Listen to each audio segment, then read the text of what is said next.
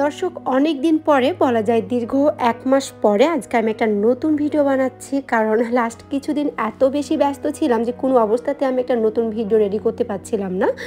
তো দেখলাম যে ওইখানে আরাবি বসে বসে খাচ্ছে, তো ভাবলাম যাক একটু সুযোগ পাওয়া গেছে, এবার একটা চেষ্টা করি ভিডিও বানাতে। তো অল টাইম আমি কিন্তু আপনাদের কমেন্টগুলো দেখার চেষ্টা করতাম এবং সেখানে সবচাইতে বেশি যে কমেন্টটা আমি পেয়েছি সেটা হলো সাগুদানা নিয়ে। তো এখন যেহেতু শীতকাল এবং এই শীতে কিন্তু আপনাদের অনেকের মনে একটা কমন কোশ্চিন যে বাচ্চাকে সাগুদানা খাওয়ানো যাবে কি যাবে না, সাগুদানা খাওয়ালে বাচ্চা ঠান্ডা লেগে যাবে কিনা, বা কলা খাওয়ালে বাচ্চা ঠান্ডা লেগে যাবে কিনা। তো এই টাইপ বেশ কয়েকটি কোশ্চিনের অ্যান্সার দিব আমি আজকের ভিডিওতে। তো ভিডিওটা শুরু করার আগে আমি কিন্তু আপনাদেরকে আমার ব্যাকইয়ার্ডটা একটু দেখাচ্ছি, কারণ আপনারা বাইরে একটু ভালোভাবে দেখলেই বুঝতে পারছেন যে অনেক বেশি স্নো পড়ে আছে বা প্রচুর, যেটা তুষার আর কি।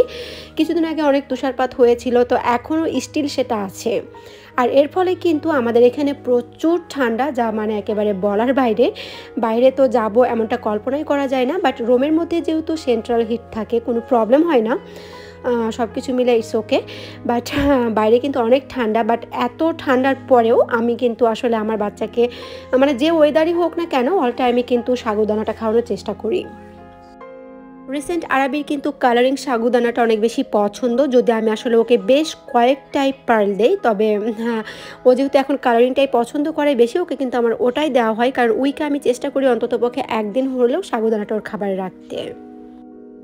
সাগুদানা যেহেতু বাচ্চারা খুব সহজে হজম করতে পারে, কারণ এটা রান্নার পরে কিন্তু একদম লিকুইড থকথকে একটা ভাব চলে আসে বা পানি পানি ভাব চলে আসে, তাই বাচ্চারা কিন্তু খুব সহজে খাবারটি খেতে পারে।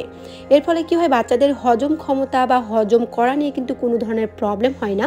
বাট প্রবলেমটা হচ্ছে যে এই খাবারটি খেলে কি বাচ্চার ঠান্ডা লেগে যাবে কি যাবে না।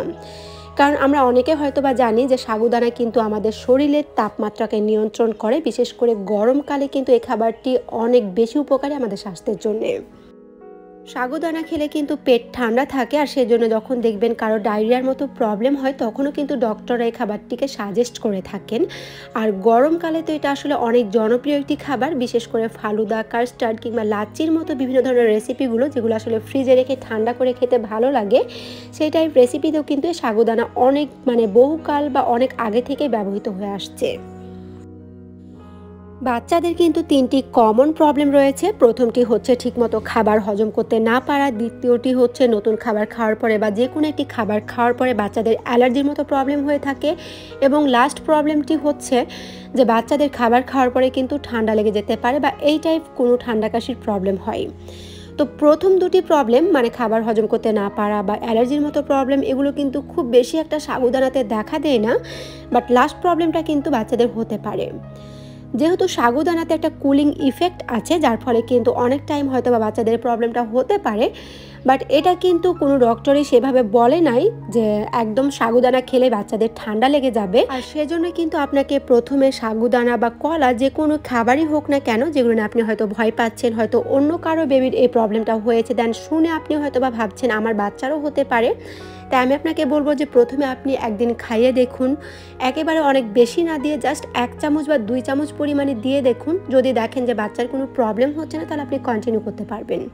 আর যদি দেখেন যে বাচ্চা সেই খাবারটি খাওয়ার পরে কোনো ধরনের প্রবলেম হচ্ছে, তাহলে সেটি বাচ্চাকে না খাওয়ানোটাই বেটার হবে। অন্ততপক্ষে যে কয়েকটা মাস একটু বেশি শীত থাকে সেই টাইমটাতে বাচ্চাকে এই খাবারগুলো একটু অ্যাভয়েড করবেন। যদি শীতকালে সাগুদানা, কলা বা ডাবের পানি এই টাইপ খাবারগুলো খাওয়ার পরে বাচ্চার কোনো ধরনের প্রবলেম হয় বা আপনি আগে থেকে জেনে থাকেন যে এগুলো খেলে বাচ্চার ঠান্ডা লেগে যায়, তাহলে আমি বলবো যে এগুলোর অল্টার হিসাবে আপনি চেষ্টা করুন অন্য কোনো খাবার দিতে। কারণ পৃথিবীতে কিন্তু আরও অনেক খাবার আছে, এগুলোর অল্টার হিসেবে আপনারা চাইলে কিন্তু দিতে পারবেন, যেখান থেকে কিন্তু বাচ্চারা একই টাইপ পুষ্টি পাবে। আবার এমনও হয়, আমি বেশ কিছু ভিডিওতে আমার কমেন্ট পেয়েছিলাম যেখানে বলেছিল যে আপু আমি আমার বাচ্চাকে সাগুদানা রাতে খাওয়ালে ঠান্ডা লাগে বাট দিনে খাওয়ালে কোনো প্রবলেম হয় না। তো সেক্ষেত্রে আমি বলবো যদি এমন কোনো প্রবলেম থেকে থাকে, তাহলে আপনি যেটা করতে পারেন, ঠিক সকাল 11টা থেকে দুপুর 2টা বা 3টার মধ্যে, মানে যে টাইমটাতে আসলে একটু ওয়েদারটা কড়া থাকে বা রোদটা একটু বেশি কড়া হয়, ঠিক আপনারা চাইলে কিন্তু সেই টাইমটাতে এই টাইপ খাবারগুলো বাচ্চাকে খাওয়াতে পারেন। তো দর্শক, আপনাদের কাছে আমার একটা ছোট্ট রিকোয়েস্ট, যদি আপনাদের আজকের ভিডিওটি ভালো লাগে বা একটু উপকার এসে থাকে, তাহলে প্লিজ একটা লাইক দিয়ে দিবেন, কারণ আপনাদের একটি লাইক কিন্তু আমাদেরকে নতুন নতুন ভিডিও বানাতে অনুপ্রাণিত করে। আর যারা আমার চ্যানেলে নতুন বা আমার চ্যানেলটি এখনও সাবস্ক্রাইব করেননি তারা প্লিজ অবশ্যই আমার চ্যানেলটি সাবস্ক্রাইব করে দেবেন, কারণ আমি কিন্তু বিভিন্ন ধরনের বেবি ফুড রেসিপি সহ বাচ্চাদের বিভিন্ন ধরনের টপিক আপলোড করে থাকি। আশা করি যে প্রতিটা ভিডিও আপনাদের জন্য অনেক বেশি হেল্পফুল হবে। তো আজকের মতো এই পর্যন্ত। সবাই অনেক অনেক ভালো থাকবেন এবং আমাদের চ্যানেলের সাথেই থাকবেন। আল্লাহ হাফেজ।